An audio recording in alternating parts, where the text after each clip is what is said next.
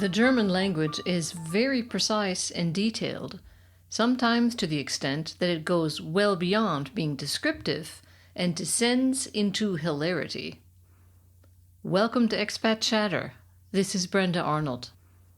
It's easy to forget how funny certain expressions are in another language once you've mastered it. This is rarely truer than in German, a language that mirrors a love of precision and detail on the part of its speakers. While English often borrows vocabulary directly from Greek in a quest to sound sophisticated, Germans seek to be as literal as possible. With characteristic methodology, they examine the nature and purpose of an object and waste no time with verbal frippery. They cut to the chase, naming the object in an unmistakably literal way. A crabapple tree spotted on my daily walk around the neighborhood reminded me of this. I had always imagined that the name derived from the unpleasant grimace you would surely make after taking a bite of one of these impossibly sour, hard-to-bite fruits.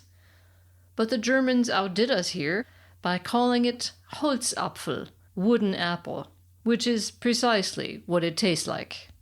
I had the golden opportunity to expand my German vocabulary when my kids attended school. No matter how fluent you may be in a foreign language, it is rare to learn scientific terms and obscure biological nomenclature. What in English is obfuscatingly called a paramecium, a single-celled animal, is in German called a Pantoffeltierchen, a small slipper animal. Why? Well, because it's shaped like a slipper, of course. No need to waste any time finding another name for that. Another biology word I learned was Fußwurzelknochen, foot root bones, actually called tarsal bones in English, a word that also handily serves as a delightful tongue twister for any unfortunate foreigner who dares cross its path, or worse still, breaks this bone and finds themselves in that most awkward of places in a foreign country, a doctor's office. On the flip side, I relish the thought of a German trying to speak English at the doctor's office using Google Translate and saying, "Doctor, I fell off my bike and I think I've broken my foot root bones." I'd pay a lot of money to be a fly on the wall for that conversation. Even more surprising was learning the German word for an isosceles triangle. See what I mean about the Greek thing? Some bone-dry mathematician in the Middle Ages gave it a name that to foreign ears sounds like a quick meal from Kentucky Fried Chicken. Ein gleichschenkliges Dreieck.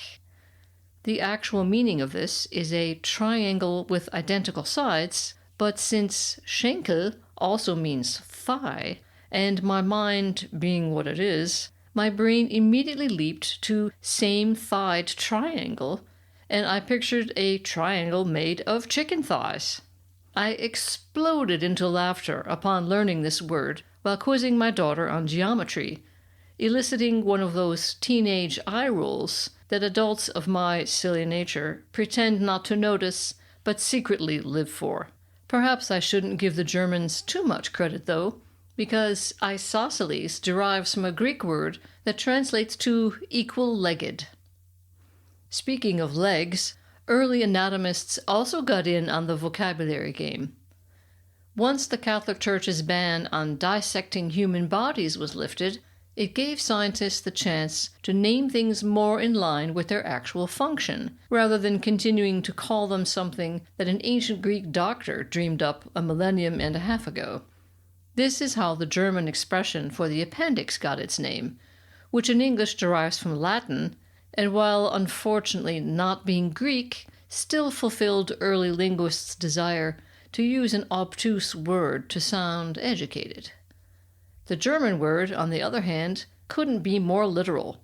Blinddarm, blind or false intestine. For a tube leading nowhere, I'd say that's pretty fitting. References abound to the word mother in German as they do in English. Muttersprache means mother tongue, just like in English. But there is also the curious Mutterleib, which means womb. The second half of that compound word is Leib, L-E-I-B, which looks suspiciously like Leib, L-A-I-B, meaning a loaf of bread. So perhaps this is the German version of the English expression sometimes used when a woman is pregnant, a bun in the oven. My daughter tells me it's because Leib, L-E-I-B, means body, but she's just trying to ruin my fun.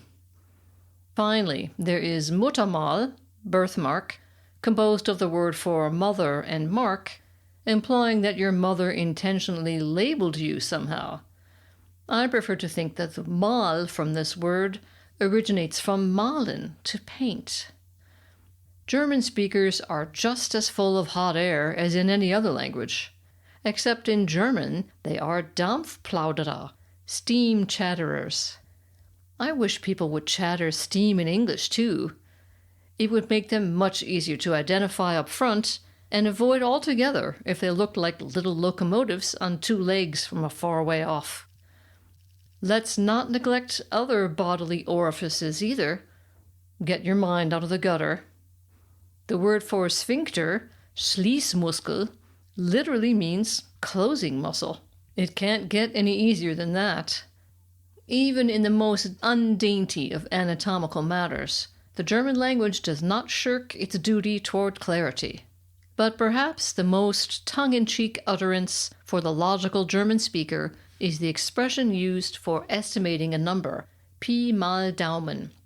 This means pi, the mathematical relationship between the radius and circumference of a circle, multiplied by thumb. In other words, the very exact expression of 3.14159, etc., multiplied by your thumb, as in when you hold it up and squint against something in the distance. When I learned this expression during an Excel workshop, I was forced to hide under the table to conceal a 10-minute laughing fit.